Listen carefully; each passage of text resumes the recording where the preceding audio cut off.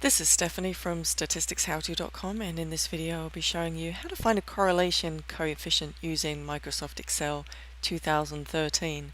The correlation coefficient, sometimes called a Pearson's correlation coefficient, is a way to tell if your data is correlated. That is, how is your data related to each other? Is there any relation? I've entered some data into a worksheet into two columns. So column A, my A variables, and B, my B variables. Click the Data tab and then click Data Analysis. If you don't see the Data Analysis option, you need to load the Data Analysis Toolpak. Click Correlation.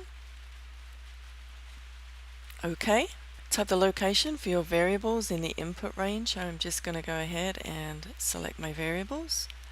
They're grouped by columns, not rows, so I'll leave that radio button checked. I do not have labels in my first row. If I had have included A and B, then I would check the labels in first row box. My output range, I want to put the correlation somewhere over here. Click OK.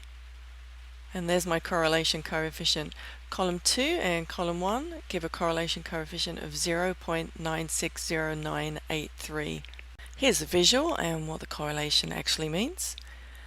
A positive correlation means that there are increasing y values with increasing x values. No correlation, you would have a straight line, and a negative correlation, you'd have decreasing y values with increasing x values.